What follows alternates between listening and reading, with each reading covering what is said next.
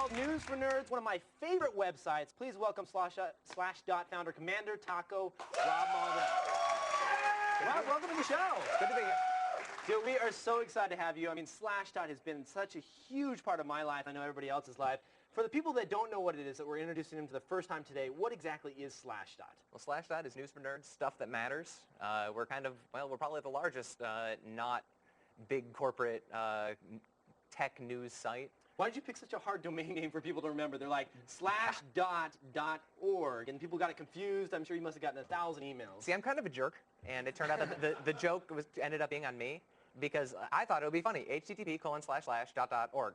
Okay, now go on TV or on radio and try to tell somebody your URL. Okay, /dot. Is that got a dot? It takes like a minute and a half. Right, and they'll have no idea. Did you do that to kind of keep it underground at first, or? Well, I just did it to be sarcastic. I mean, Slashdot, it's a internet tech thing, and I always felt that it was for the internet, and it's kind of a self-referential thing. Right, so the people that knew how to get there could go ahead and, had no problems whatsoever. So how did this evolve into what it is today? Did you start off with like a personal website, kind of like the Yahoo guys did, where it was a collection of links, or? Yeah, it all really grew out of my personal homepages. I had, well, at the time, it wasn't called blogging, but today it would be called blogging. I had a thing called Chips and Dips that I ran out of my computer science account when I was in college.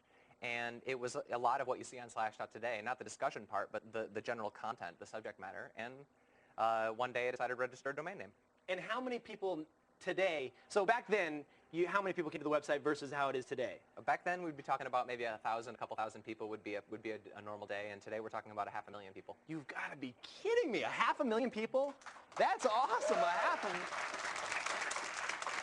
So where do you get your, obviously the submissions come from the user base, right? How many submissions do you have to dig through a day? Usually about 500, some days more, some days less.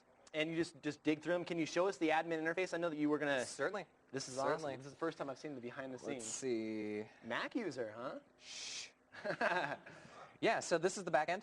And from here you can kind of see, here's a bunch of stories. Actually, this might be a little bit of an out-of-date screenshot, but these are the stories that are coming up through the day. You can see how many page views that they've had, and you can see how many comments have been posted when they actually went up and all that.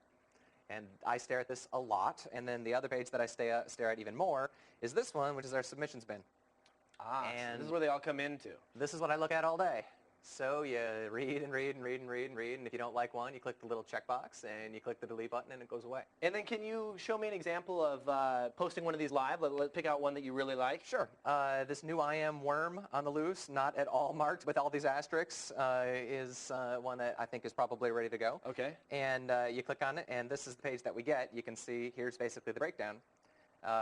In the story, there's nice blanks to fill, little hints to give me other stories that might be related to it. And then you can modify this. If they've posted something wrong or you don't like the way it's worded, you can change it. Exactly. Cool. And then you click submit. I hit the preview button, which would take me to this one. And from here, I can change more fields. I actually have a little topic hierarchy here, so you can see all the different topics that are associated with Slashdot stories. You go through and fill those all out. And when you're all done, you turn on the little display checkbox. And click on save. And right now you're posting this to Slashdot. How long is it going to take for it to go live? So we'll find out. Does it have to go into like some type of caching? Yeah, it's cached. Okay, so it's all cached, and then it takes a little while for it to finally... How many computers are we talking that run Slashdot? We're talking about, we've got 12 to 15 webheads and then a handful of databases as well. Wow. So now what are some of the craziest ththings that you've seen on Slashdot? Do you get all these crazy submissions that you just can't post live, but you're just like, oh, that's a funny link, I'd love to check that out? Or... Sure. We're very fortunate. We get to read the websites that you don't get to read. Right, all the stuff behind the scenes. Right. Now, you actually proposed to your wife. I did. In front of 500,000 people. I did. And how did that all work out? Well, it's like, hey, I'm Commander Taco. You can put it on the screen. You can see, there it is, 15 minutes and 30 seconds later, yes. She replied, and she said yes. Oh, that's awesome. So how did you get the name Commander Taco? Is that something your wife came up with? Or? It's actually a reference to an old Dave Barry column. He listed restaurants that you'd never want to take a date, and one of them was the Commander Taco. And I have an extensive FAQ entry on that particular question as well.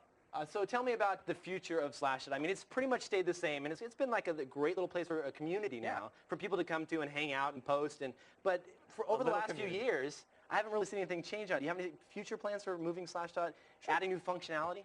Well, we do have plans to do a pretty substantial overhaul of the moderation system in the next couple of weeks. That'll take a long time, but it's something that's really sadly overdue. And the IT section, it has been growing in the last few months. It continues to be really popular. But the last few weeks, and for the next 3 weeks, I guess, is our politics section. Politics.slashdot.org has been hugely popular. And people like to talk about the politics for some reason. I bet you they're arguing back and forth. Just a little. Very cool. Well, thanks so much for being on the show, Rob. Not a problem. To learn more about Rob, take a look at our bonus interview that's available at thescreensavers.com.